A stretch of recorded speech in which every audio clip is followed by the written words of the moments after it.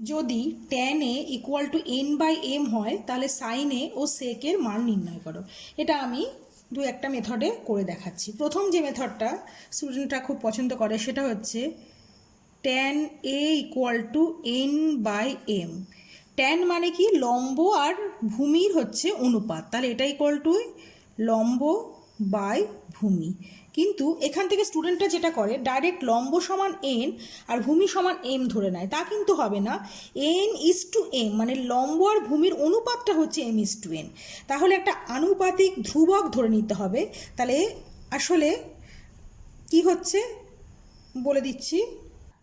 তাহলে এরকম লিখতে পারি যে ধরি লম্ব সমান n(k) এবং ভূমি সমান m(k). k একটি আনুপাতিক ধ্রুবক।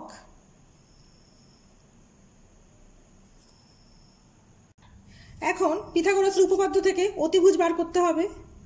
তাহলে অতিভুজ সমান কি হয়ে যাবে, √ লম্ব স্কোয়ার যোগ ভূমি square equal to √m² k² plus n² k²।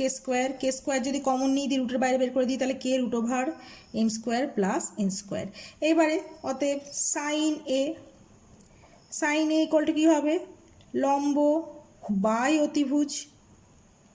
লম্ব আমাদের অলরেডি আগে আমরা ধরে নিয়েছিলাম n(k) বাই অতিভুজ k √m² plus n²। k কেটে গেল, তাহলে n by √m² plus n²। Sec a কী হয়, অতিভুজ বাই ভূমি। অতিভুজ মানে হচ্ছে k √m² plus n² divided by ভূমি হচ্ছে mk। আবার k ক্যান্সেল আউট হয়ে গেল, তাহলে √m² plus n² divided by m। তাহলে সাইনে সেকের মান বেরিয়ে গেল। আরেকটা মেথডে করায় tan a equal to n by m, বা tan মানে কি sin a বাই cos a equal to n by m, और sin a by n equal to cos a by m equal to k धरी k नट इक्वल टू 0।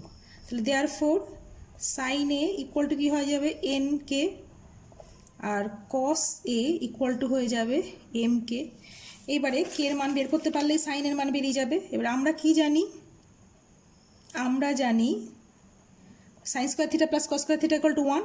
তাহলে এখানে কি হবে, sine square A plus cos square A equal to 1, और এটা মানে হচ্ছে n² k² plus m² k² equal to 1, और k² কমন নিলে কি থাকছে m² plus n² equal to 1, और k² equal to 1 by m² plus n², और k equal to 1 by √m² plus n²।